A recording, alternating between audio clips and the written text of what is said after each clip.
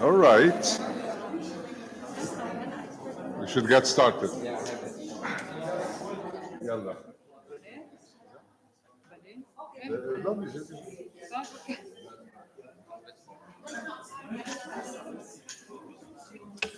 So we're going to start before the World Bank comes, which is unusual for Lebanon, but basita. So this, thank you for being here, and thank you for this great panel.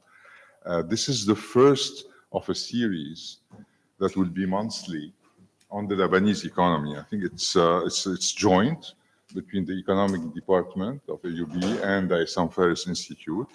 And the series is called Relaunching Lebanon Towards a Productive New Economy, exactly.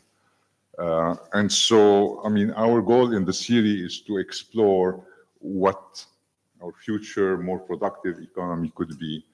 We will focus on issues such as taxation and on sectors such as, I don't know, manufacturing or the creative economy.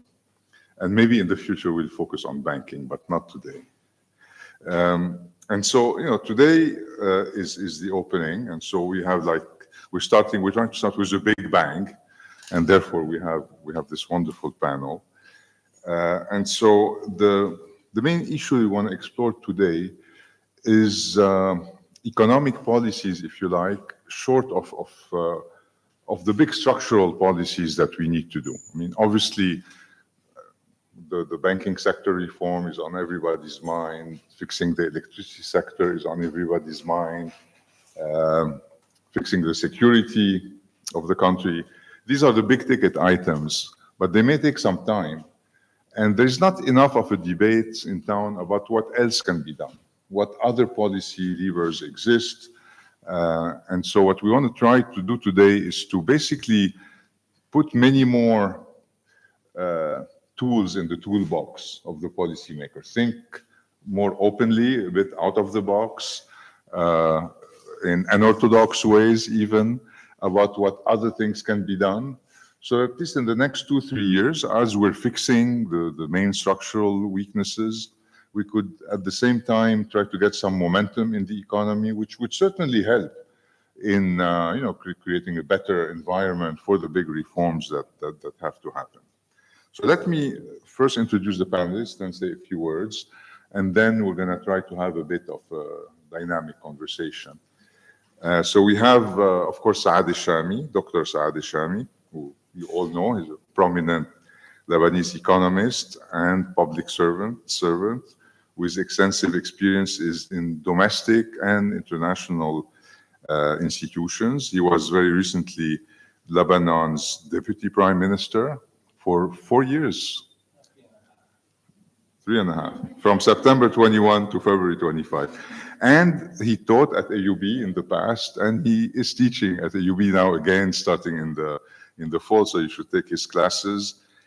He's also the holders of the nation's economic plans. I mean, you held all the plans in your hands for the past 4 years, so we can learn a whole lot from you. Dr. Tania El Kallab, thank you for being with us. You served also in both policy positions and also in academia. You were the advisor of the president for International Economic Cooperation for a few months, crucial months, you know. I think the presidency started very well. And now you sit on the Banking Control Commission. You taught at LEU, and you're here mainly because you have a very interesting recent paper on political privileges, cronyism, and how costly, or the impact of this on the economy. So we want to try to get ideas out of this. Dr. Ramzi El Hafez. Not doctor? Not doctor. You've never been a doctor? No, but since I'm at AUB. I see. No, no, I thought I'll say doctor once so that we can get rid of it after, right? So for once, Dr. Ramzi El Hafez, founder and general manager of InfoPro, the market research and business consultancy and a very creative mind. He also publishes Lebanon Opportunities, and he's known for not just a creative mind, but also creating interesting discussions between the public and private sector. And I'll introduce Sandeep Mahajan from the World Bank when he comes. Now, let me take a few moments to introduce some of the issues and say my part. That would allow, I think, Saade to have a broader discussion of the issues. Then we will move to both of you for, particular suggestions to put on the table. So, I mean, what kind of instruments can actually speed up the recovery before solving everything? We will discuss several ideas. One that I will talk a little bit about is to focus on pushing up the demand side of the economy. I'll say a few words on that. Ramzi, I think, will talk about the implementation of second best reforms. And as I said, Tania could focus on at least anti-corruption, the business climate.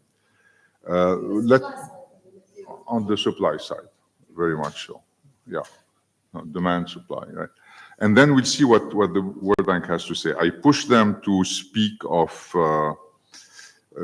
partly of tax revenue and redistribution, and partly to what extent we can count on external funding during this interim period before everything is done. Now, let me talk quickly. Here's Sandeep. Hi, sorry, we started. Just take your seat. So, Dr. Sandeep Mahajan, who was just caught in traffic, in Beiruti traffic, is a senior figure at the World Bank in the economic part of the World Bank, and he just joined us in the Middle East and North Africa region.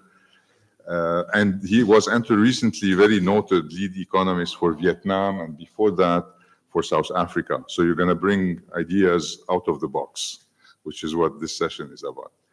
So I was about to say a few words about what I mean by pushing the demand side, and we have a recent op-ed with Brahim Jamali,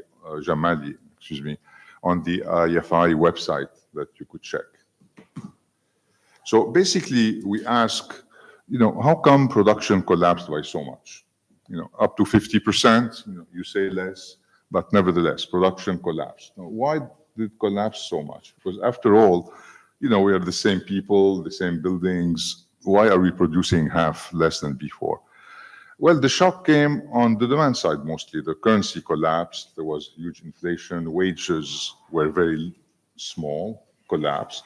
People had no access to their banking accounts, so people were poorer and couldn't buy as much. So demand collapsed, and as a result, factories had to produce much less. They accumulated stocks, and then they had to produce much less because demand was much lower. They could have, of course, shifted to export what they couldn't sell at home, but that was very difficult. It takes time at best, but they have no access to credit. Electricity was very expensive. They became uncompetitive. So actually export came down as opposed to benefiting from devaluation, from real wage declines. And so we ended up in a situation of low demand, low supply, very Keynesian, for those of you that remember the Great Depression in the United States. Keynes said, drop money from helicopters and then the economy will get better. Go for expansionary fiscal and monetary policy. Now, of course, we're in an environment where we cannot do that. If we did that, so wages will come back up, people will demand more goods, at least in the tradable sector, the tradable sectors would produce more haircuts, more restaurants, more services. But it's difficult to do that because the government doesn't have the means to expand, doesn't even have the means to spend on public sector wages. Actually, when you ask yourself where demand fell most, it's mostly investment. Investment went down to nearly zero. But incidentally, corporate sector is in good shape because their debts were erased as well. Maybe we'll hear about that. So it's not in very bad shape to have a supply response, but they have no access to credit, and so investment is very low. Second, the state expenditure went down a whole lot, mostly much lower wages. So this is really where the gap comes from. And third, consumption of households went down. But Ramzi would tell us that wages in the private sector have somewhat recovered by now. So that's not where most of the gap is.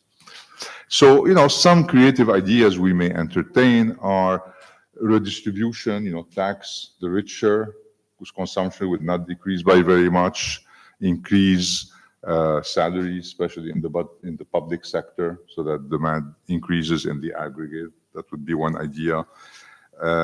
Another idea would be, which I want to test what an IMF position would be, don't produce surpluses at this stage. Don't support the currency, let the currency devalue a little bit to protect our producers during this transitory period.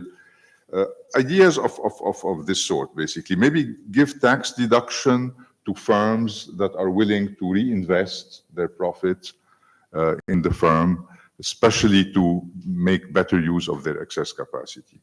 So I don't want to go further than that. I want to pass the baton first to Saade for 10 minutes or so. Perhaps a tour d'horizon of what you see as possibilities.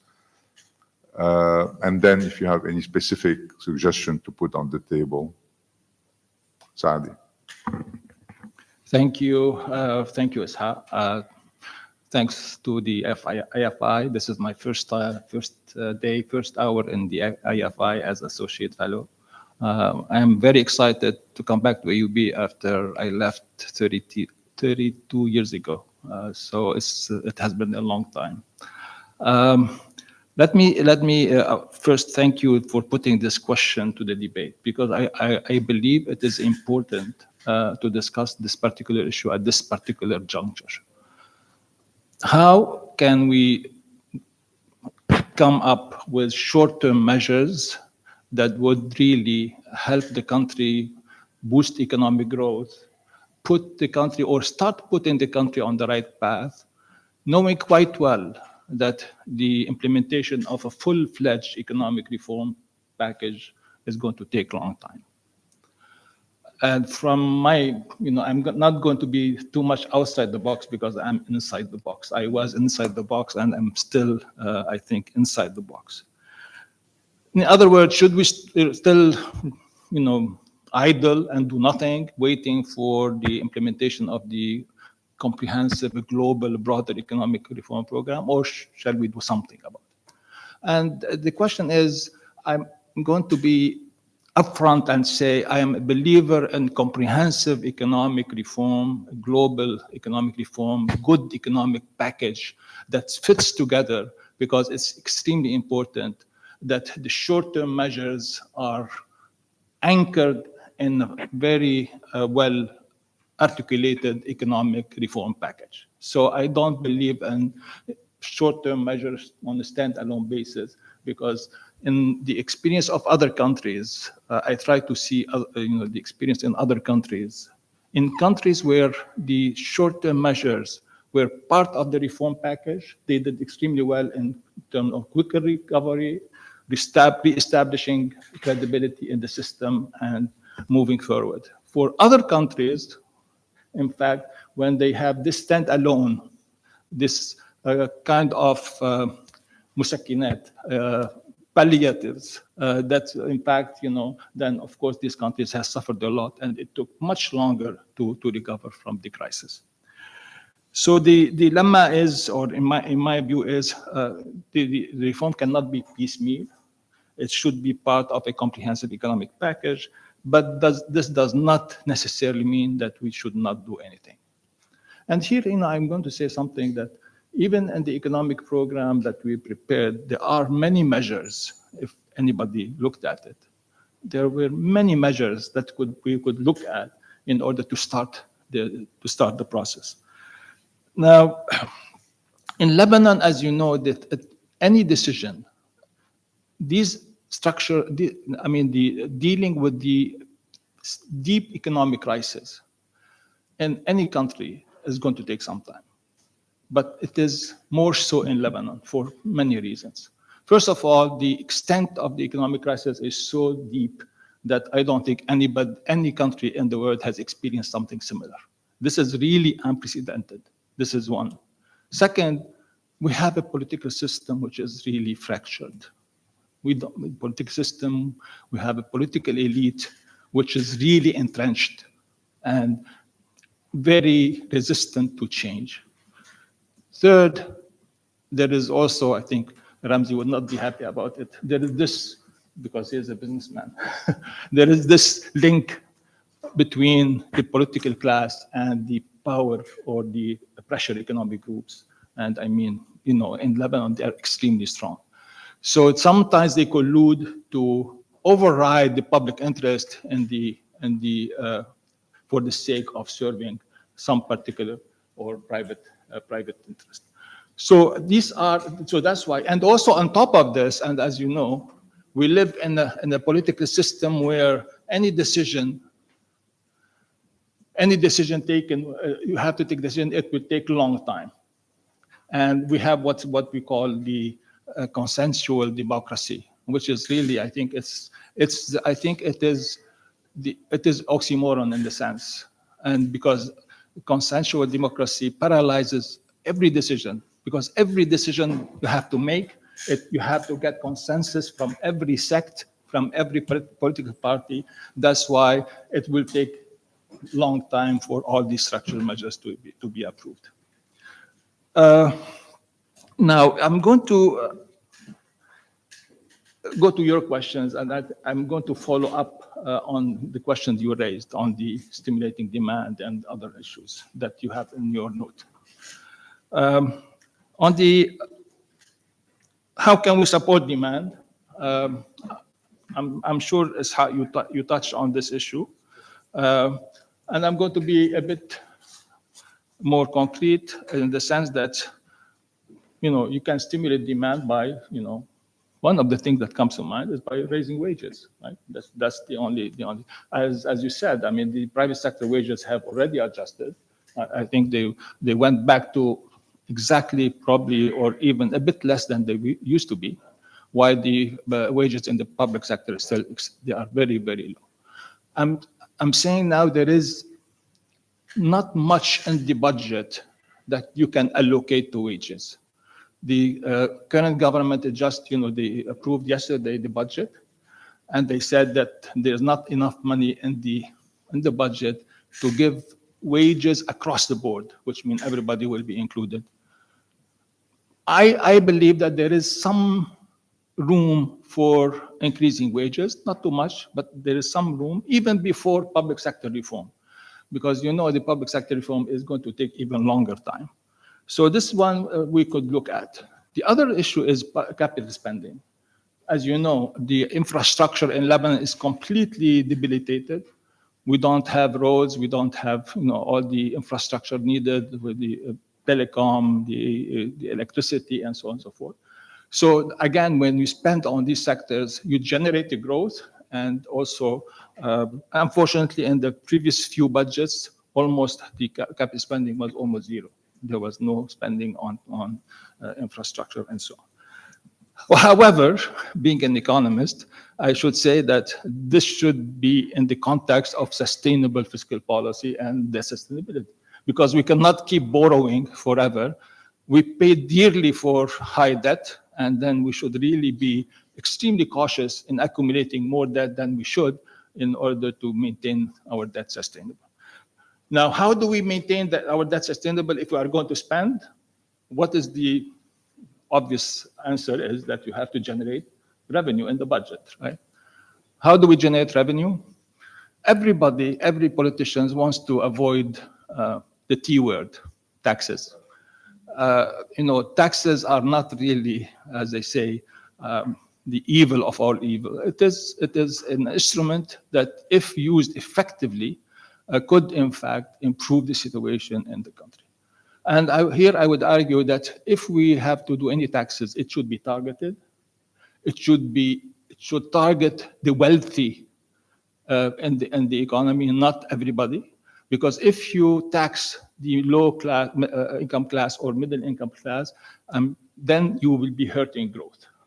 because these people, the middle class in Lebanon, I'm sorry to say it, has all but disappeared.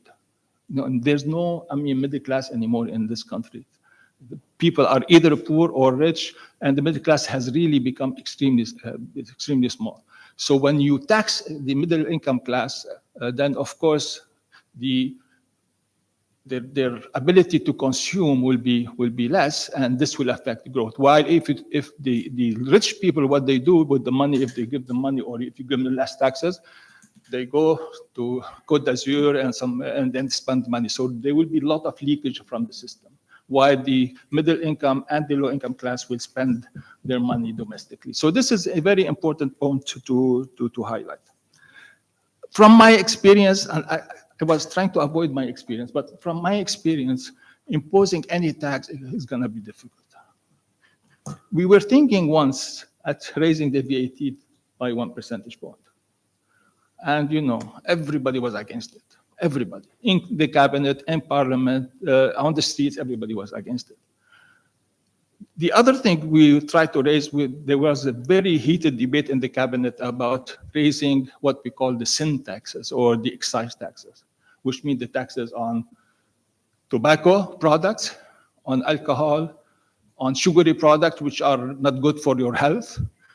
And then in this process, you save money in terms of healthcare. Two of us fought in the cabinet for it. We were able to get it somewhere.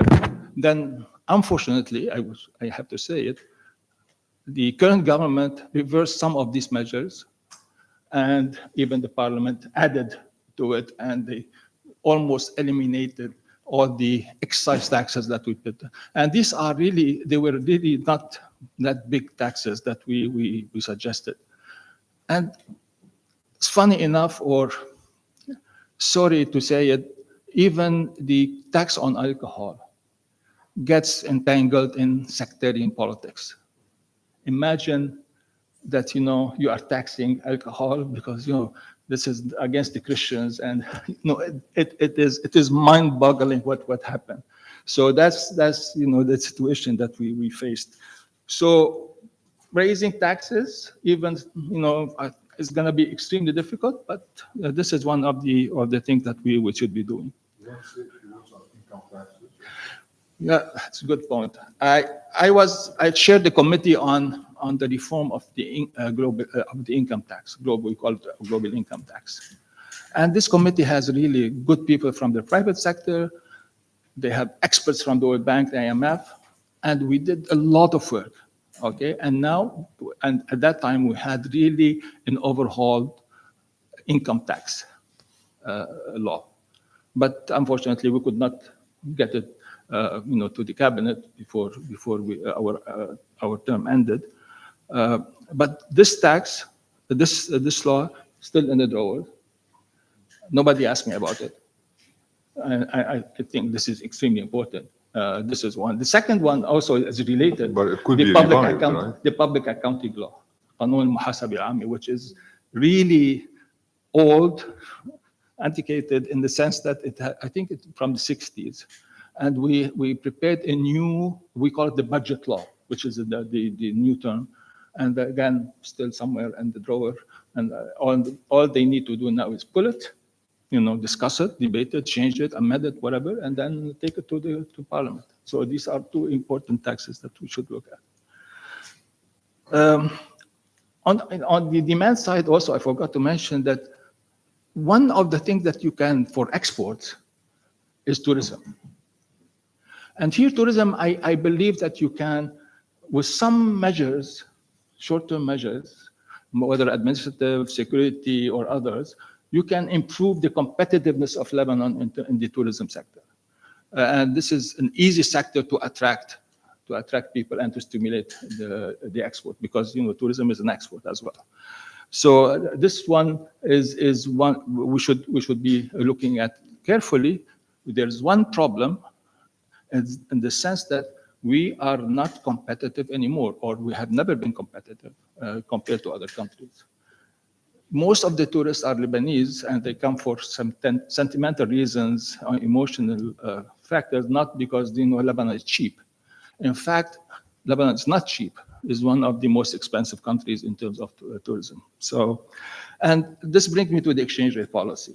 You alluded to it, Ishac, and here you looked at me when you talked about the IMF. No, but my own view is that we paid dearly for fixing the exchange rate for such a long time.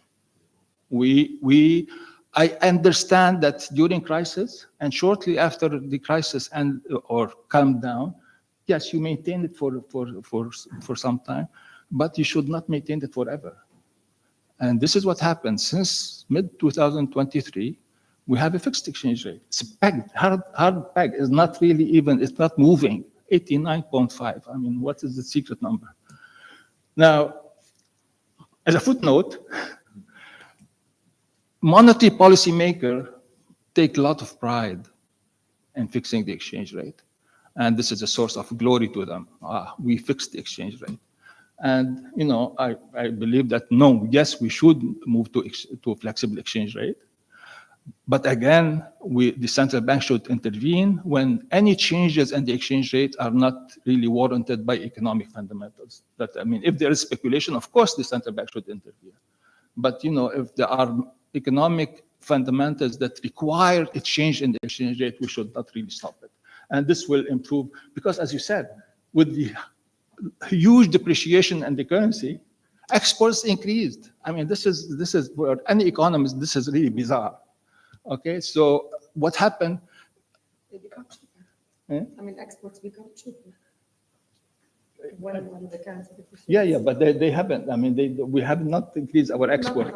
Yeah, and one economic explanation I have is that because you don't look at only at the, I'm not going to be technical here, the nominal exchange rate, but you look at the real exchange rate, which means you take the prices here and abroad. And what happened is, although the exchange rate dropped, inflation started then to pick up, and now it is very high. It is puzzling. It's really, to me, it is puzzling why inflation rate remains so high.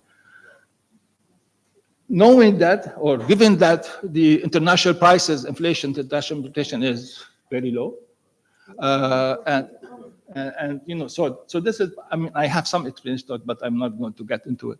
So that's why, I mean, the depreciation of the exchange rate didn't help.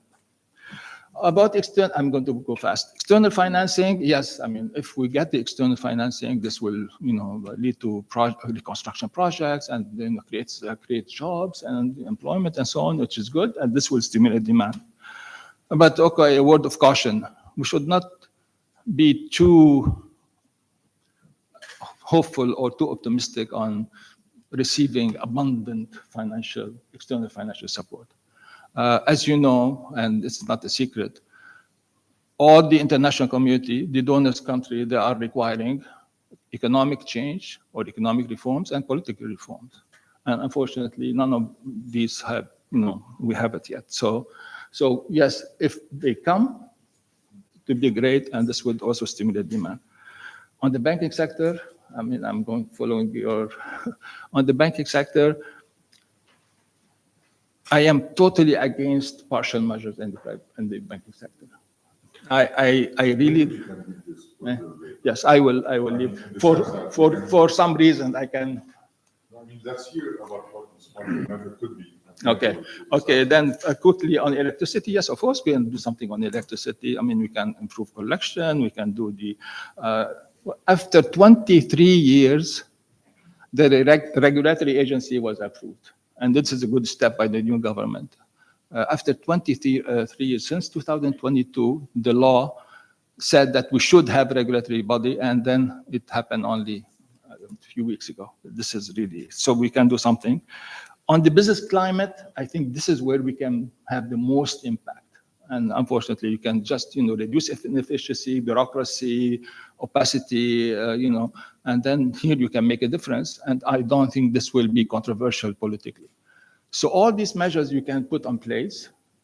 If you can get the political, if they pass the political test and the sectarian, you know, then of course you can have some impact.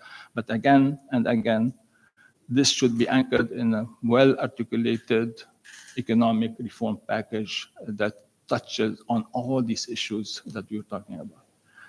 Thank you. Great, thank you, Saade. I mean, we're starting with a big bang. I mean, there's already a lot on the table, even though in town people only seem to speak about banking and a little bit about electricity. In the box thinking already allow us to speak about taxing the rich, taxing sin, raising public wages, starting to maintain our infrastructure. We can do even without foreign support. I just want to say something before, even regarding the wages and most of the budget surplus that we accumulated, as you know, we have accumulated budget surplus even on our watch. It was absorbed by the central bank for one single reason: to keep the exchange rate fixed. Okay. So I was coming there. This is where So income taxation and a slow devaluation in line with control, in line with inflation, to stay competitive and to start going towards export, right?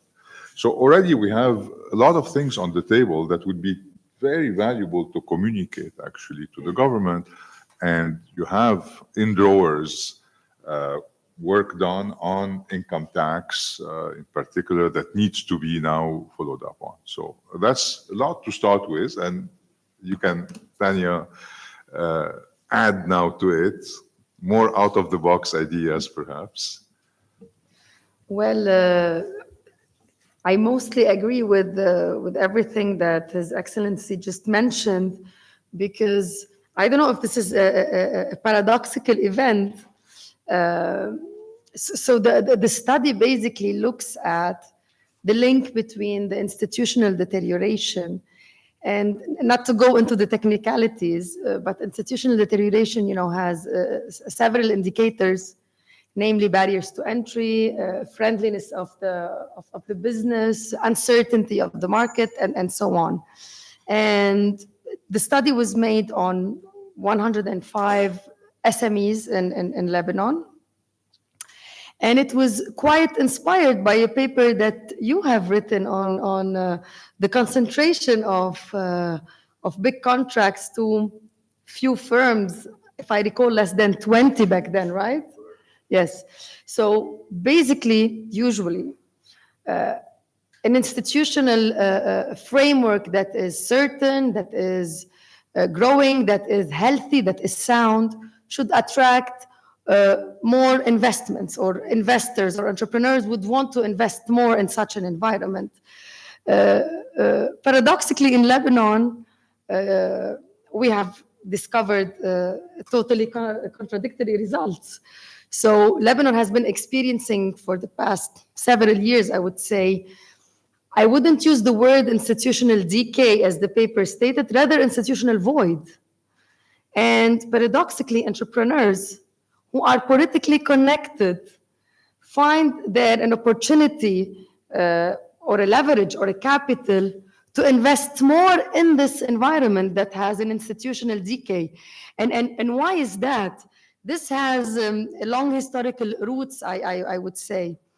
First, the easiest or the most modern answer to that would be that those entrepreneurs would want to substitute any shortcomings in a healthy institutional framework by using their political leverage or political capital or political tie. If we go more into history and the political economy of institutions, we know that institutions are rigid. They are very sticky. And those over years who built institutions find it really costly to induce any change in those institutions. And when I talk institutions, I'm really talking about the broad sense of institutions. Find it really costly to induce any change in those institutions because the current statu quo is serving their own benefit in that case. So any change will be faced by resistance, will be faced by people who would not want to take that risk. And this brings me to a book by Darren Acemoglu that states why nations fail. And he makes this comparison between the majority of the mass, of the middle income class and the minority. And the end result states that those minorities are very well much more organized than this vast majority, which makes, the power in their hand in a way. So this would create this cronyism or political clientelism that we have been talking about. So basically, we have seen a high positive correlation between institutional deterioration with politically connected entrepreneurs and the appetite to invest more. On top of that, we have added several variables, maybe not really related to this discussion, but I would like to state them because they are related, to the Lebanese context. Also, entrepreneurs who have religious ties would have this appetite to invest more, because particularly in Lebanon and the sectarian system of Lebanon, religious ties is closely related to any political tie, right? So if you have close religious ties, you would want to invest more, definitely in an environment where institutions are not well established, because this would give you, some strategic leverage or capital to navigate around those unorganized or deteriorating institutions. Another result, I think Karma would like that, also male entrepreneurs are way highly more, willing to invest rather than female. Those are the results of Lebanese entrepreneurs, right? And also, and this is not a paradoxical result, entrepreneurs with less education also have more courage or more appetite or more, willingness to invest more. This is incongruous with the international literature, because usually highly educated people tend to, be less risk taker or more risk averse. They would go towards, highly paid corporate jobs rather than, in the sense, their opportunity cost of losing is always lower because they have, less education.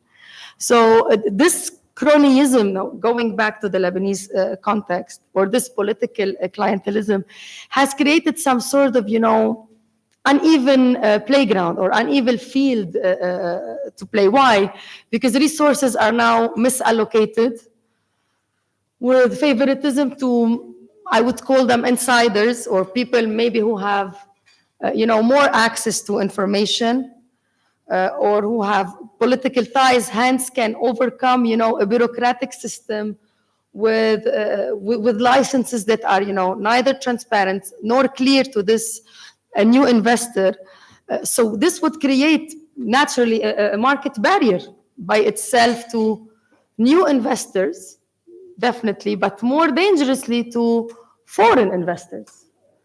And when I say foreign investors, I'm not talking, about Lebanon being a welfare state and attracting, big investors backed, by their states wherein there is a political decision to help Lebanon. I'm really talking about, the average foreign investor who see an opportunity in this country and want to invest. If they want to do that, it's really hard when it comes to, to logistics.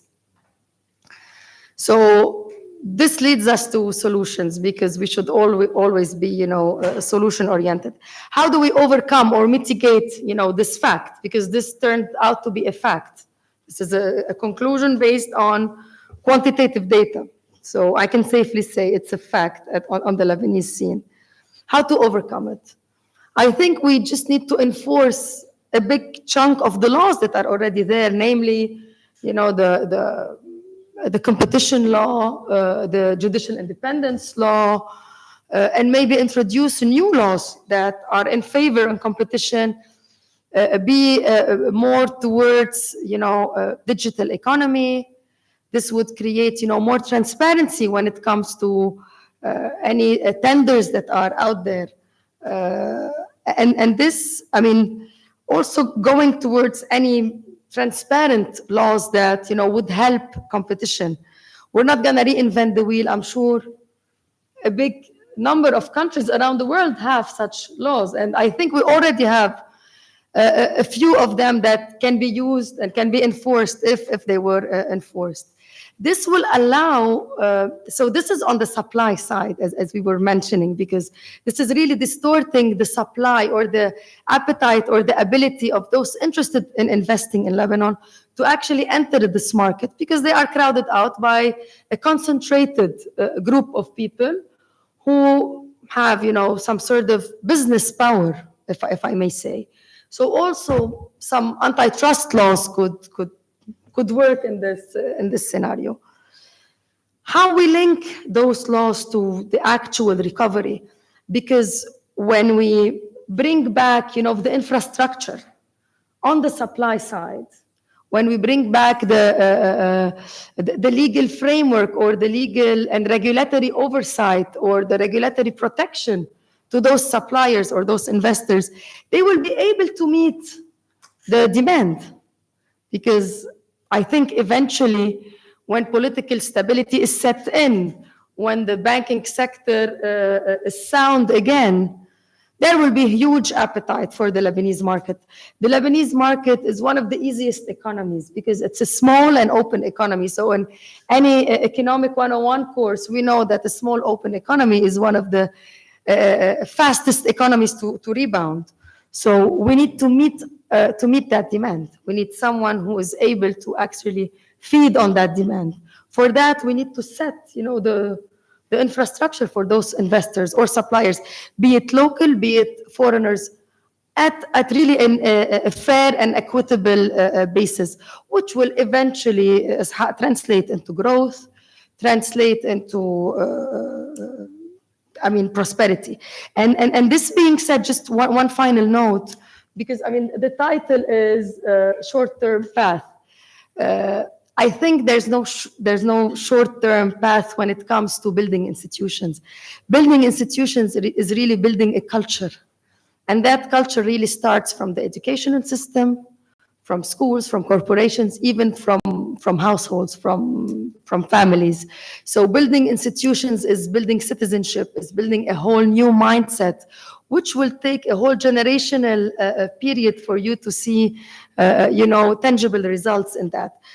Regulations and laws can definitely fasten that track and help, but quick wins are like, baby steps that one can build on, which one should really start and doing, but we should really be patient when building the Lebanese state again. Thank you. Thank you, Tanya. No, this is very important to remember that building the institutions of the market take work. A free market doesn't come from nature. It comes from institutions that actually ensure the rule of law, ensure competition, ensure no monopolies, no cronyism, no political privileges, a fair, level playing field.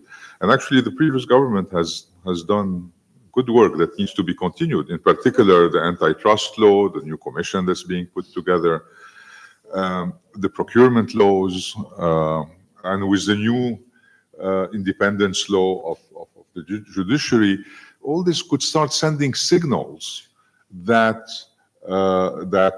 we would have more competition, and that successful firms are not going to be the firms that are politically connected, loyal, but inefficient, but instead the firm that can be efficient, that can be creative, that can be innovative. And these signals are important in order to attract the right kind of investment. Of course, it will take time for this to fully blow, but I think early signals, as we're seeing, can start making a difference. Tayyip, let's move to more controversy. We've been waiting for you, Ramzi.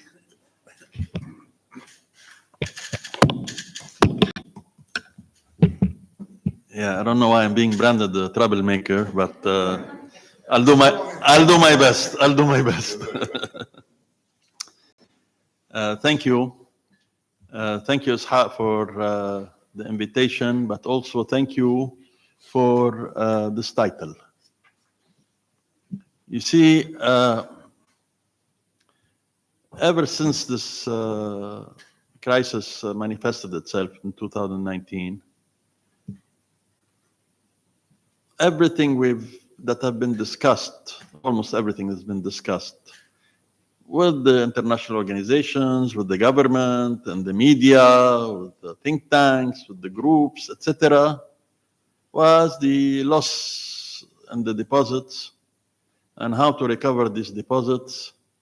And there was this competition between who has the best Excel sheet on how to recover the deposits. And I'm sure Saade will agree with me, everybody has become an economist, from the taxi driver to the real economists. And of course, this is a very important topic, what happened to the deposits and what can be done about them, etc. But just to put things into perspective, at the time when the crisis started, 1/3 of the Lebanese population, of the adult Lebanese population, did not have a bank account. And this is the poorer strata of the population. These people lost their jobs. These people used to earn their income in lira, and therefore their income has collapsed. These people have no social protection. Even those who have social protection lost their social protection because the social security didn't work anymore, because the insurance companies were not able to service them anymore, etc. From those who had a bank account, and here I'm approximating the numbers because I'm speaking from memory, about a fourth or a third, I don't remember, but in that bracket, did not have any savings. And from those who had savings, everybody who had $3,000 or less took their money in fresh accounts. And those who have $50,000, everybody who has $50,000 or more, has been granted the privilege of withdrawing $50,000 in installments over 5 years. Go to the point. So we come up with 75% of the population that the issue of deposits is not a priority for them. They have other concerns. They have income concerns, they have job concerns, they have health protection concerns. And those people worry about the day-to-day. Of course, they'd like to see a comprehensive economic plan that one day will be implemented. But meanwhile, they have to survive. And I would like to propose a small change to the title. Instead of quick wins and short-term paths out of the crisis, I would say quick wins and short-term path to survive during the crisis. Because this crisis is going, the crisis it happened, but the results of this crisis are going to stay with us for a long time. Everything I read from the international organizations like the World Bank or people in government or others, they tell us what should happen. And very little is being discussed about what can happen. And Dr. Chami has listed some of the obstacles towards any resolution. He mentioned the link between business interest and the public sector, and I'm fully in agreement with you. Sorry to disappoint you. Okay, but there are also the links between the political groups and the non-state actors, the armed non-state actors or actor in the country. And this big elephant in the room is never. You don't read about it except in political statements, but in all the papers, the studies, etc. You never see this big stumbling block that has all these quid pro quo. For example, you want to increase the custom revenues. Yes, we should protect the borders. We should have a better enforcement of the borders. Why we don't have this? It's not an economic issue. It's not because the government has made a conscious decision not to take certain actions or decisions. The issue is not economic, it is political, and that is going to stay with us for a very long time. So what can we do? What we have done as a small company that does research, we have looked at all the major sectors in the economy, and we have listed a bunch of actions that can be taken. Most of them don't cost any money. You talked about business facilitation. A lot of them fall under that category. We have them under short-term and long-term measures. We have given this to anybody who came to power, remember, and not one of the 300 measures proposed here has been even considered or looked at. Why? Because we're debating on the Excel sheet how we're going to return the deposits and create out of thin air $70 billion to fix the hole.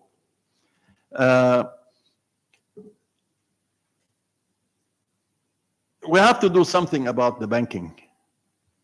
Short-term measures about the banking. I know it goes against best practice, and it goes against our gut because we all hate the banks, and it goes against everything we feel, but without financing, we cannot improve our competitiveness if we're talking about competitiveness, or we cannot improve anything without financing. And the bank reform, no matter how many laws are being written, it's not going to happen in the short run or in the medium run. We need to allow some measures, and they are specified in our plan, to allow banks to attract investment money that they can lend back to the private sector and have this money ring-fenced from their past liabilities. It's very controversial, but it can be done. Another measure that not necessarily need to wait for the big thing is the Social Security. Everybody is very sad about the losses in the banks, but we hear very little about the pensions in the Social Security. And I personally think this takes priority over the money in the banks. Also, until the Social Security is fully reformed, etc., we can start by a Social Security 2 with a different business model until the time comes where the Social Security 1 can be part of the comprehensive general plan. In the short and medium term, I would create baskets rather than a full plan, while we're devising and debating the full plan. This government tried to do small basket. It didn't work. You see, you cannot not increase public wages, but you cannot increase them. You cannot increase taxes on people, but you cannot not increase them, etc. So yes, we cannot do piecemeal measures, because any measure that we take as a standalone, its negatives far outweigh its positives. So maybe we can create baskets where we increase taxation, where we increase pension, where we include pension, we include taxes, we include wages for 3 years, 5 years plans, that the negatives on one measure can be mitigated by other measures. But you need the political will, and the political will is not there. Not in this government, not in the previous government, not in the government that was before that government, and you go many years back, the the fact that we have the biggest crisis that humanity have ever seen, I'm not sure I agree with it, but I'll take it for now, okay, is not the reason of why things cannot be solved easily. It is the result of our political system. Yes, we can maybe do some improvements in tourism and in trade and in manufacturing and in export and all have you, but for the comprehensive plan, you need a comprehensive political overhaul, and this is not happening. Thank you. Great, thank you. So now we have, yeah, no, a bit more controversy. I mean, because Saade and Tania have put very controversial things on the table, only that they are accepted by all of us. Let's see if they're accepted by the government, the IMF, and others. But what you put on the table is interesting because it's controversial here. So, you know, we will have some criticism, but let me clarify a little bit. So what you're saying is, you know, our political system is not going to allow us to do the structural change we need to do until perhaps there is structural change in politics. And so let's at least accept in the short to medium term to do second best fixes to our problems. For example, suboptimal in the big optimality of things, if we can change politics as well. Now, some example you gave, which is spend more. Okay, if we can tax more, but I think the banking one is of a different nature, because it says, you know, allow the banks to divide their balance sheets into the past and the new, and so let's allow them to use the new fresh for new loans without kind of being encumbered by the holes of the past. So this is interesting, and I want to hear criticism. In which way does this actually maybe delay the real reforms or hurt them, or whether it can be useful? And same also in terms of, well, I think on the business climate, it's win-win. So let's hear from you before engaging in this debate. I mean, I know that the World Bank has produced so much in the recent past, and Norbert is with us. We've been the big producers of analysis, of data, of proposals. I know that every ministry has looked at the matrices you've left behind in terms of what can be done.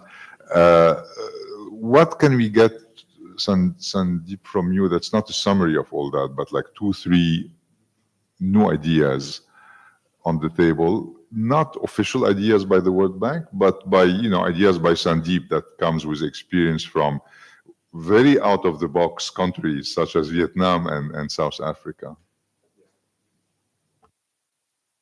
Okay, Ishac, first of all, thank you very much for this kind invitation. It's really an honor to be with this distinguished panel. I really mean it, especially after listening to them. This is my first time on this beautiful campus, and it really is beautiful. And I am applying for a job, so get back to me. You know my number. Let me also say that this is my 4th day in Lebanon, and my 2nd month or 3rd month in the region. So I am bringing an outsider's perspective. I think a lot of the things that the panel has said, what we are discussing, are inherently political. I've been told the politics in Lebanon is a bit complicated.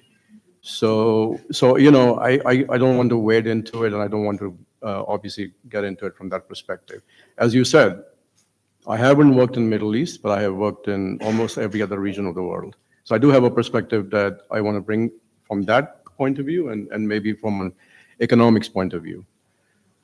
So let me say a couple of things. One, I think I'm a proponent, based on my experience, of quick wins. I believe in quick wins, even in the context of deep structural reforms. They're very important. Not probably from the way you're presenting it in terms of demand boost, but quick wins are extremely important to get the population behind reforms. If the population doesn't see immediate results, they associate reforms with pain, not with gains, and you lose them, right? So again, you mentioned Vietnam. Vietnam started with very, fundamental reforms, macro, structural, but they got very quick results. They started with the farming sector, okay? And vast proportion of the population saw results within a year or two, and they're like, we love reforms, we want more, right? I saw it in my own country, India, where after the crisis in 1991, we launched big reforms, comprehensive reforms, painful reforms, but they brought quick benefits. I remember a conversation with my mom very early on, and she wasn't an economist, she wasn't even working. I said, what do you think of these reforms? She said, I love them. Better quality, more choice, lower prices, what's not there to like, right? So the government won her over right there, and she wanted more reforms. I saw it in Uzbekistan. Again, comprehensive reforms, quick wins. We took high frequency polls of populations. Within 6 months, 75% of the population was saying we want more reforms, right? So quick wins are very important. I fully support them. And I've also seen many instances, and I can name many, where governments undertook deep structural reforms, including the ones proposed by the World Bank, but they forgot about the quick wins, and they lost the population, and the whole reform program collapsed. So that's the first point. I think the second point I want to make is that, and this is the conversation you and I had earlier, returns in Lebanon are very high. So I think reforms and some quick measures the potential for returns and economic returns is high. This country, was much richer than it is today. The dividends are higher. Globally, when we've seen long episodes of high growth, it comes in two instances. One is when countries are catching up with richer countries. That's a catch-up growth. Second is when it's an economic recovery, when when your economy collapses and then you recover. So Lebanon has that potential. Where I think we're all discussing is the risk, right? Because it's not all about returns. It's also about risk. And I think the name of the game, whether you launch short-term stimulative measures or not, the name of the game is confidence. Confidence. You have to get the confidence back. You have to get the confidence back, people's confidence in the government, lenders' contribution or confidence in the public sector, investors' confidence in the country, and so on and so forth. And I think that's where you have to find the right balance, right, of how you kind of calibrate the reforms. The next thing I want to quickly say is that not all growth is equal, right? There is growth and there is growth.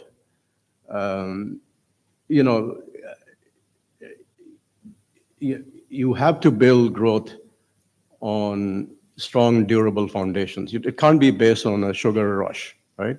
And I'm not saying that that's a proposal at all. But we've had instances where you kind of stimulate growth, and then, again, it goes to your point, right? Unless it's part of a comprehensive package, it's counterproductive, right? So that's, I want to completely agree with you. Then I think let's come to Lebanon, where I do want to make a couple of points. One is, if you think about stimulative policies, where is the space for that?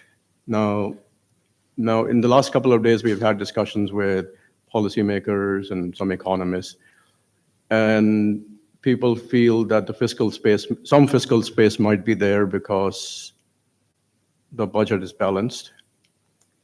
Primary budget is in balance, and that's a good situation. The current account, we don't know what it is, but at least the balance of payments is in surplus. Reserves are building up. But I think it's a bit of a misleading assessment in my view, because the fiscal is in balance only because you're not paying interest rates. If you were paying interest rates right now, you would be in a very high deficit. So it's a bit of a misleading characterization of the fiscal situation.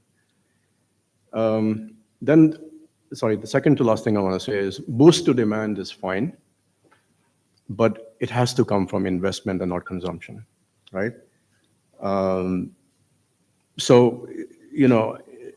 If the consumption goes up, the country's savings rates are already not high, right? And I think the financing of investment becomes a problem. So again, an investment-based boost is something we can discuss. It will have dividends, but again, goes back to the question of confidence. And I think the final thing I want to say is, if we talk about investment being the kind of criteria, even from a demand side point of view, then a number of conditions for investment are not there, right? So how are we going to carry out this stimulative action if investment faces the challenge that Ramzi was talking about, right? Financial sector. I don't know of any country which is in the middle of a sovereign debt crisis, which is attracting long-term investment. I don't. It's very difficult. So there are some preconditions that consumption is easy. Yes, you can have redistributive policies, you can raise wages, you can do it. I think the challenges and the limitations to that. From a growth point of view, the way we understand growth and not, right? It's investment. But again, the conditions for investment are very challenging. So let me stop here. I have other points, but I will come back in my Q&A. Very good. Thank you. You know what we could do, I think, it's stick around and then you can respond to each other as well as to what we hear from people, because we have 15 minutes left. Let's take like three remarks. We have Ali, the man from Lebanese University, and who else? And you, Azim. Okay. How about we start with you and we go this way?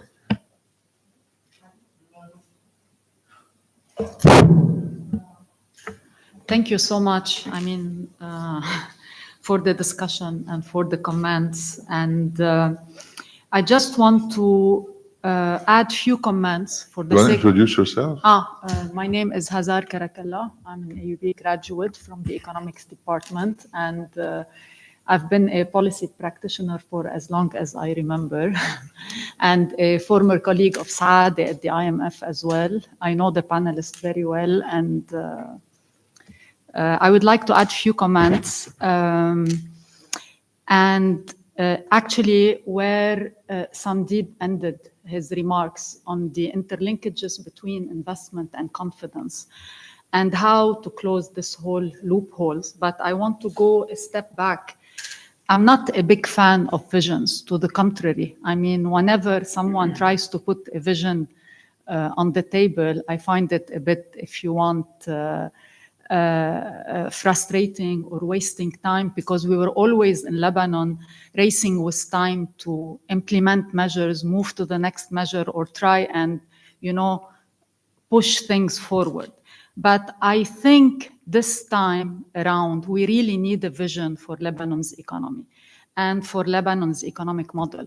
This whole discussion is very important, but I think there are questions that we need to ask today, and they are very pertinent more than ever, and I will explain why. I think the real question today is, what are the sources of growth for Lebanon, and where will growth come from? If we are going to look at Lebanon's economic model, is it the economic model that prevailed over the past 30 years, or is it a new model? And it's not just sources of growth to create employment and create incomes, but also we need to look at the FX picture. Lebanon has always been in need of foreign currency. We always suffered from the shortage of foreign currency in the country. So now, yes, it is about growth. It is about foreign currency. But I think the real question today, more than ever, what is Lebanon's role in the region? Where is Lebanon's competitive edge? Because the picture has changed significantly over the past 10 years.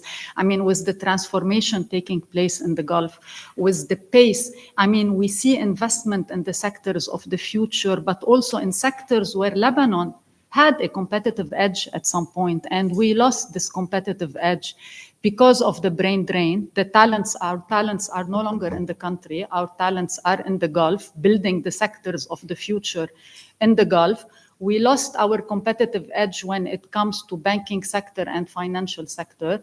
We are really way behind, let alone, I mean, speaking of capital markets and the development of capital markets and bringing new types of financing into the economy other than loans and credit. And so the question today, where is growth going to come from? What are the sectors that are going to bring growth, FX to the economy? And how can we do it And then we go to the list of measures and other measures that were proposed today. But another question here that is really a difficult question. Today we are competing with countries in the region, let alone globally with the emerging economies, to attract FDI and to attract investment, because you emphasized investment, and I fully agree with you, with countries that are way ahead of us and who are seeking FDI in the non-oil sector. So they are on a diversification spree, and we are really, I mean, the pool of resources or funding available globally is very limited, and we don't have the economic fundamentals basically to be able to attract this funding that we so much need. But a final point again is, I mean, when we look at the output loss, it's really significant. It's massive. You mentioned 50% of output was lost since the beginning of the crisis.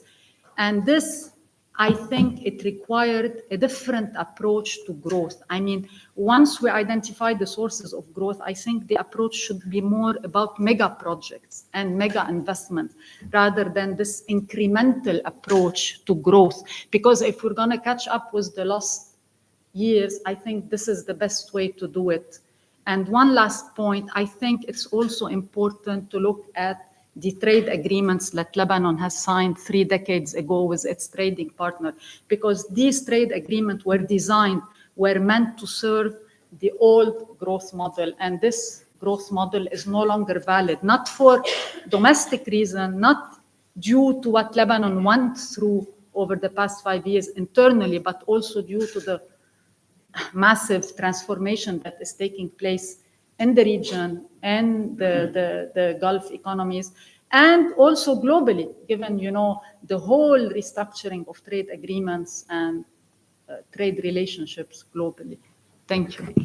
Thank you so much. I mean, especially for advertising the seminar series, which is exactly on this, right? The question is, what growth model for Lebanon in the future? So we will meet every month. The next meeting is on what? The manufacturing. No, on manufacturing, but the one after is on the creative industries and the export of services. But also you put ideas on the table, you know, mega project. I want to ask you to organize a panel on that, because this idea is not much on the table. And trade, we're going to work with one of your colleagues, Mona Haddad, will be visiting us also next term, and we're going to speak a lot about trade. So to be followed. Ali. Thank you. Ali Aboud, Department of Economics. I just have two quick points. One about the second best ideas. I mean, I like it, but we need to make sure that, I mean, in the second best, like also there are interests. Like right now, banks, just to take the examples of banks, they are lending, okay? But what are they lending? Consumption, again. Effectively, banks created secondary banks, okay? So we have a Loller bank and a dollar bank and a fresh dollar bank. And you can get a loan for a car, you can get a loan for small consumption and so on. So this second best, which is a third best, really already exists. The second best would be new licenses. Why can't we bring new banks? Now, this brings me to my second point, which is related to what you were talking about, is like really productivity. Where are the sectors we can be productive? And I think to think a little bit about that, we need to think a little bit beyond Lebanon. It's like, what's our role in the global supply chain? Okay? I think we don't have a position on that supply chain. We never had that. And what we really had is an economy that was growing on a bubble, a real estate bubble, and like other like kind of like consumption bubbles, which is no longer sustainable. So if we want to think about productivity moving forward, we need to think about first how we can lower our costs of production, because it's impossible to compete with any country in the world when electricity costs 35 cents per kilowatt hour, and we don't have a transportation, and we're not connected to the world, neither through our land border or our sea border. We're just bringing things to consume. So I think we need to think about that, how to lower the cost, how we can integrate within a regional economy, and for that, like, we need to also see what's the region's economy role in the world now, in the global trade wars and the division of the world. These are just my 2 cents on the issue. Thank you, Ali. I want to ask Fahad to prepare himself for a small intervention. So we have one more idea on the table. And I must say, I'm very happy that we have so many students. So there is excitement about this new Lebanon. Professor Al-Sam'ani, we thank you very much, first of all, for all these useful information you gave us. Some of you wanted to attract some foreign capitals, but I think with the actual situation in Lebanon, security and political, it is very difficult. And you are talking about driving Lebanon towards a productive economy. But production needs financial means. And I'm a Lebanese citizen, and I want to participate to this productive economy. My money is blocked in the banks. And the political class in Lebanon is controlling maybe 90 or 95% of the boards of all the Lebanese banks. Both of them stolen our money. So how are we going to get back our money to be able to participate to this projected productive economy? It's a question I am asking it for all of you and thanking you in advance. Thank you for being with us very often.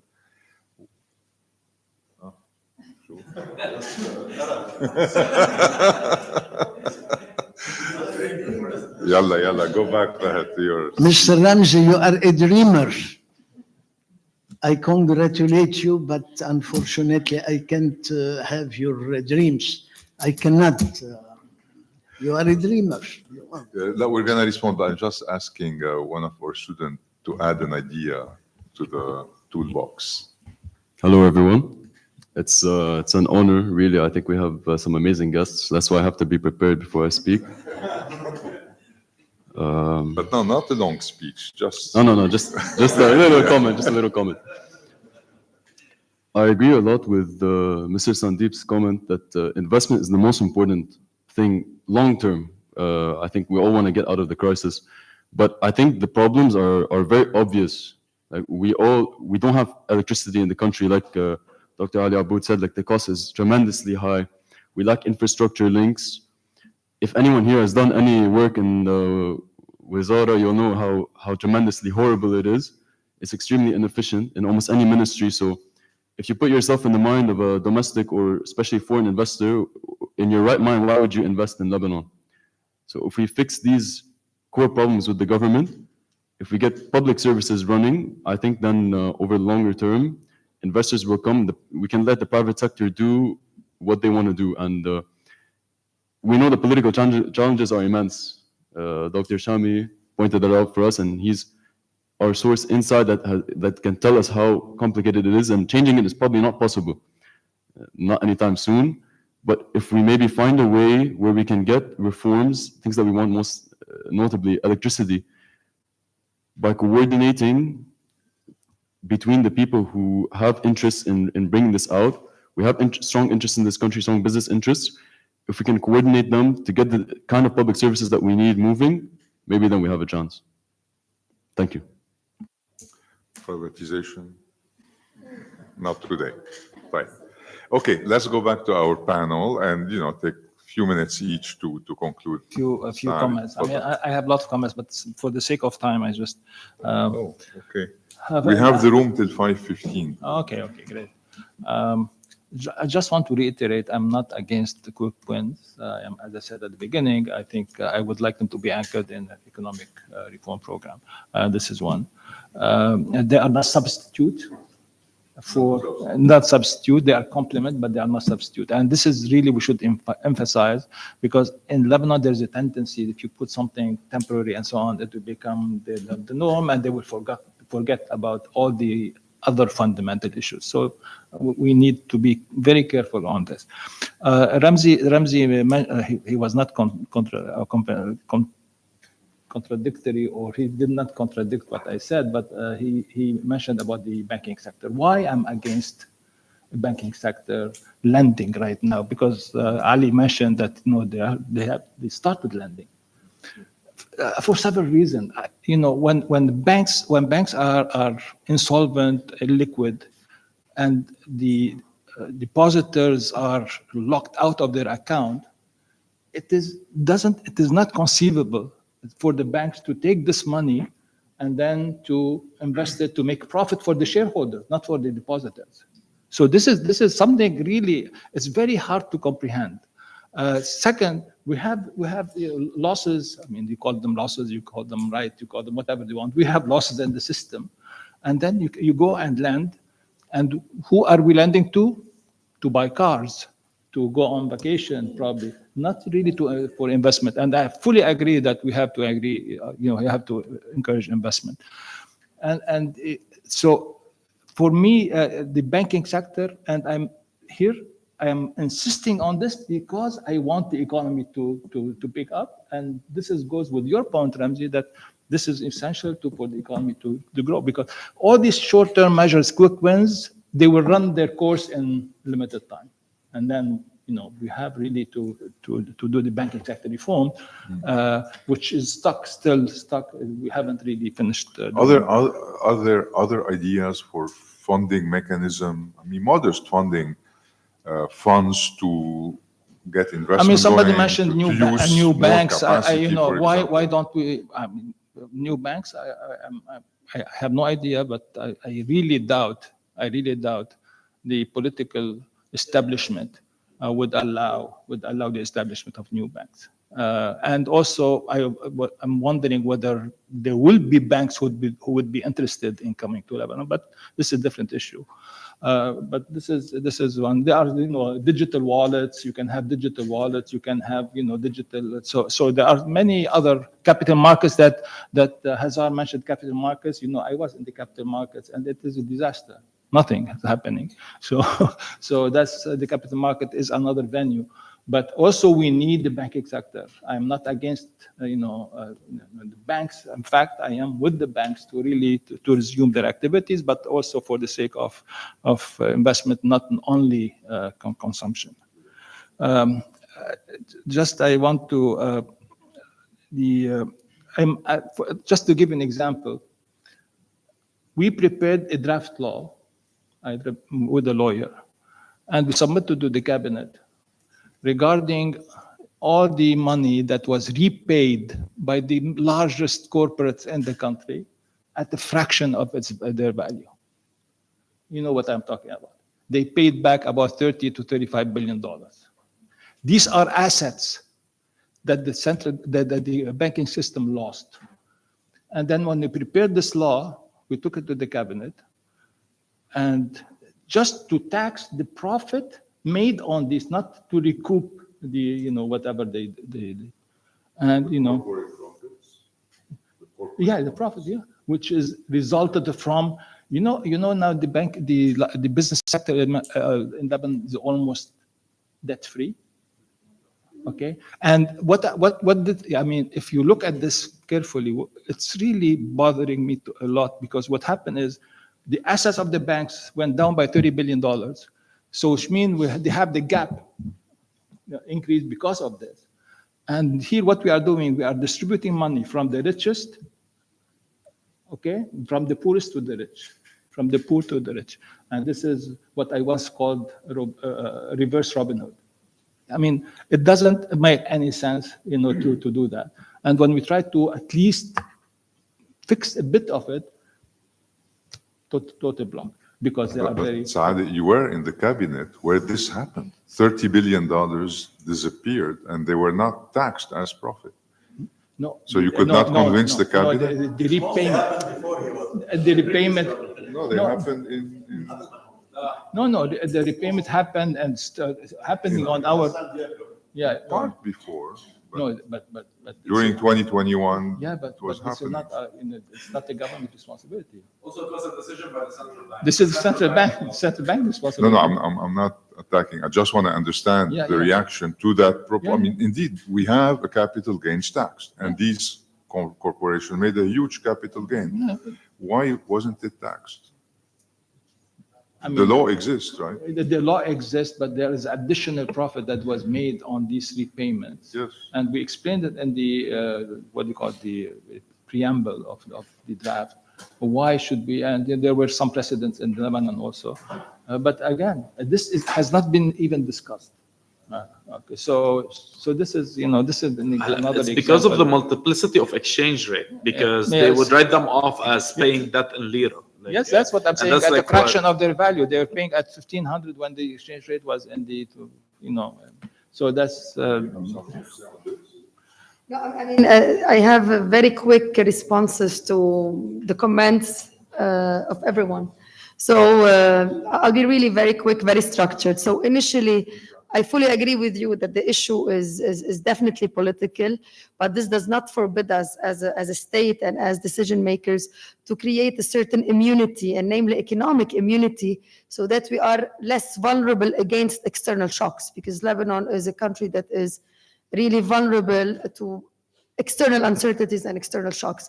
And had we had good governors, or ما يعرف بالحوكمة الرشيدة, we would have been able, I think, in my opinion, to avoid many of the, consequences or repercussions that the crisis have created, which I fully agree. It's political, and this is, the strategic,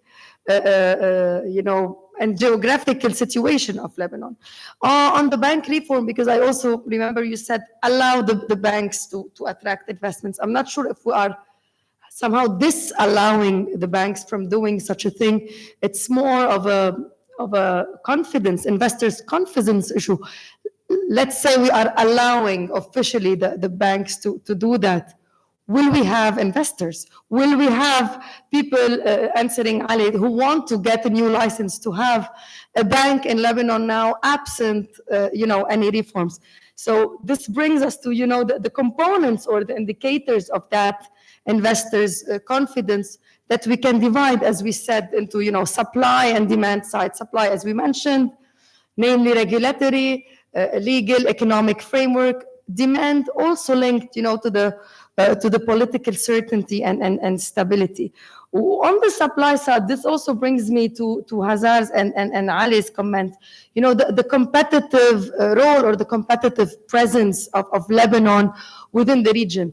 I would want to mention something that, irrespective of the huge digital growth that the region has faced, let alone the world has faced, Lebanon, given its small market extent, never had an economy of scale, competitive advantage.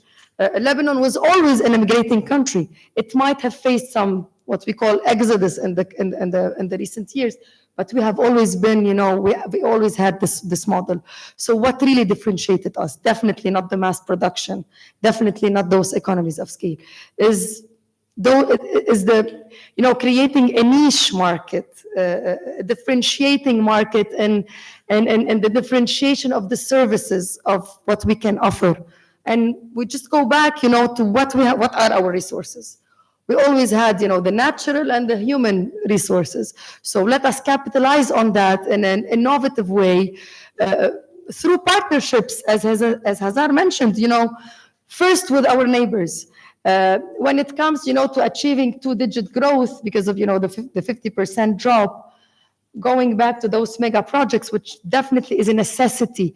But I do believe that those big mega projects are really very much intertwined with the political stability and the political decision that the country, or the political position that the government will have to take, which will afterwards attract other mega projects once, the positive spillover is there. This is my answer to, I hope I answered everyone.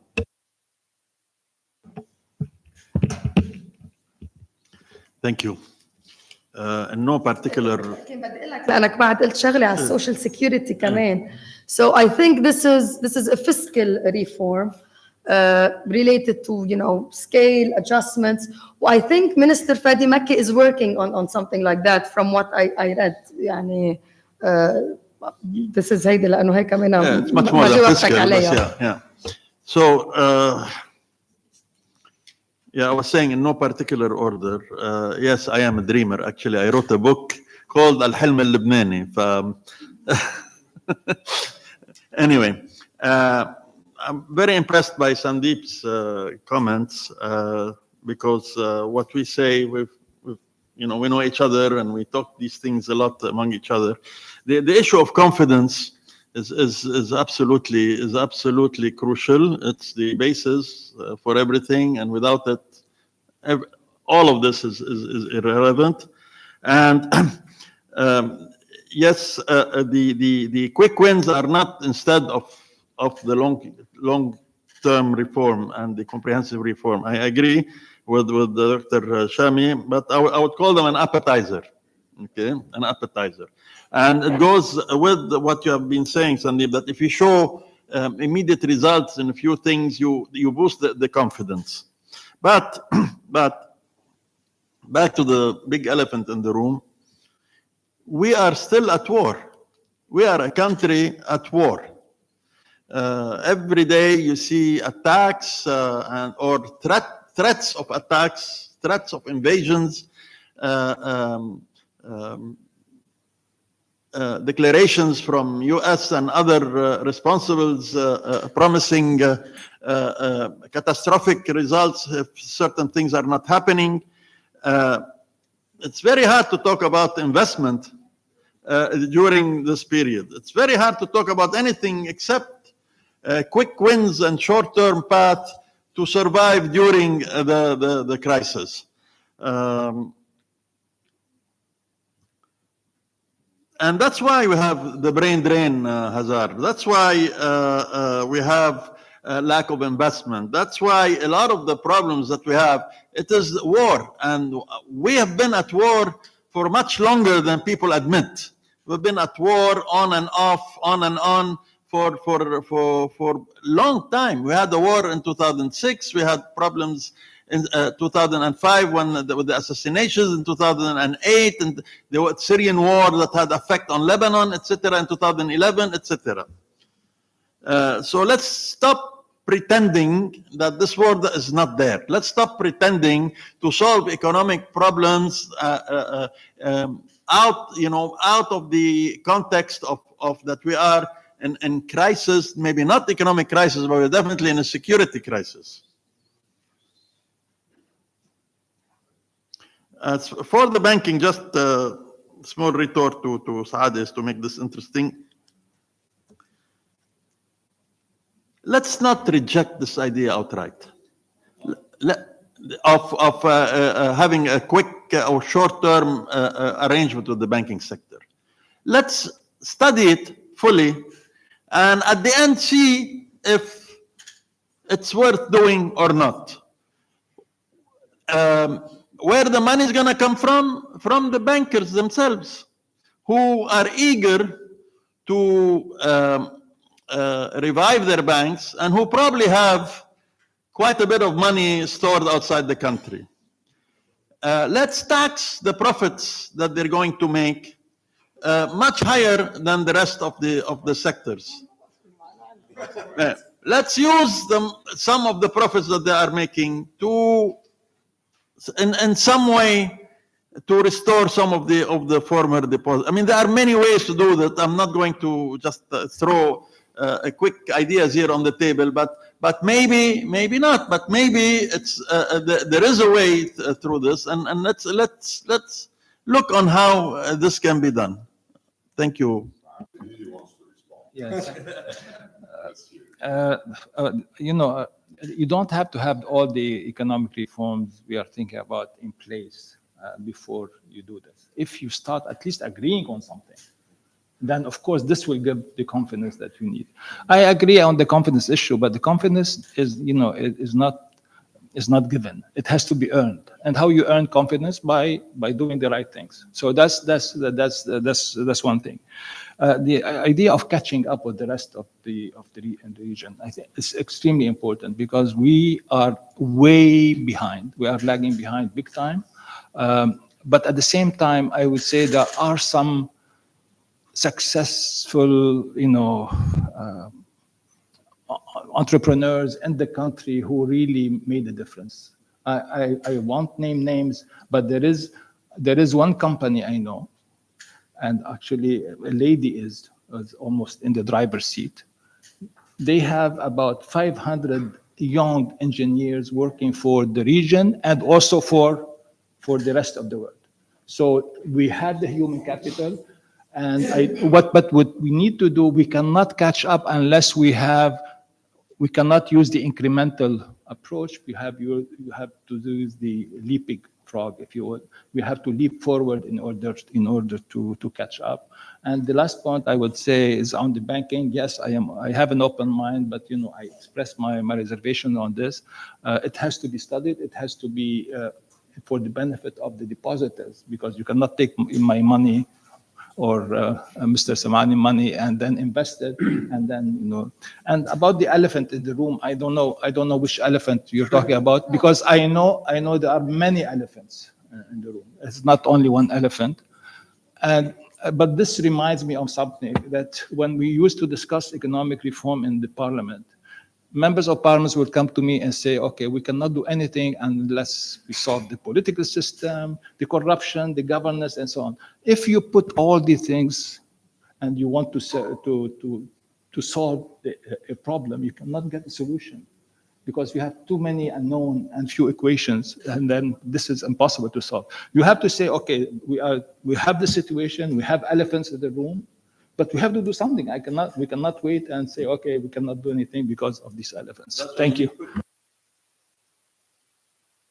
Okay. So just to say, Professor Chami, welcome back to AUB. And students are ready to interact with you very soon. Sandeep. And do I have a job, Ishac? No, look, I know they're about to throw us out of the room. So 3 quick things. I think very, very good discussion and points made. I agree with all of them, actually. So let me make 3 points. One, as I said, confidence is the name of the game, but I also want to say that in the long term, productivity is the name of the game. So I think we need to keep both in mind, right? The second thing I want to say is that we agree that it's investment, not consumption. If you go down the short and medium term route of confidence and then the channel through which you go. But then there is investment and there is investment, right? I don't think we want the kind of speculative investment that's come in the past. Real estate, short-term portfolio. I think the prize is long-term or FDI kind of investment. And I totally agree with you. I think the evidence on that is very, very damning, that FDI is very hard to get. So that's external. Now, obviously, the internal sources, we need to think about, and I think your point about finding domestic sources and entrepreneurs is going to be very important, but don't rely on FDI, because FDI is also regional, by the way. Vietnam gets $30 billion of investment every year, but that's not investment coming to Vietnam, it's coming to the regional supply chains. So the regional security and general regional value supply chain matter a lot. The final thing I want to say is that, so I think if the name of the game is confidence, I agree, you have to earn it. It takes time, you have to build credibility. If the name of the game is productivity, those reforms are very difficult. So there's no easy way out. But I will say one thing, which I think is a quick win and I think is necessary. And if the country can do it, the gains will be great, which is start by providing a clear roadmap on the macro fiscal debt restructuring and banking sector. Just a roadmap, a clear, agreed political consensus on this. You do that, you will see a big boost in investment and frankly, a lot of other good things. Thank you. Thank you. We've kept you very long, but it was our first session. I found it super productive. There is clearly, I think, an appetite to talk economics and not just focus on one issue, but focus on the long term. Where is this country going? Focus on the short term. What can be done? What's happening to the exchange rate? Where is our roadmap? There's, I think, a lot of appetite. So, very happy this series is open. We invite you to keep coming every month, speaking again. We'll kind of lead it together now that you're here. The difficulty, it seems to me, is really going to be to try to box issues, to not discuss everything at the same time all the time, but to say, this is what we're going to focus on today. Exactly. And today we, in spite of the attractiveness of talking long term and all that, I think we have come up with a series of things that we will summarize and that will push our policymakers to actually make decisions. Confidence comes back when you feel that somebody is on the driving wheel and making short-term decision, whether it's on the exchange rate. I mean, that would be breaking a big taboo. Our exchange rate is a policy tool. It's not just set by God not to move from its space anymore. And, some decision on taxes, on have maybe taxing alcohol without taxing jellab, maybe a big deal confessionally, but sometimes that's a decision that brings confidence as well. So thank you for a good start and see you soon.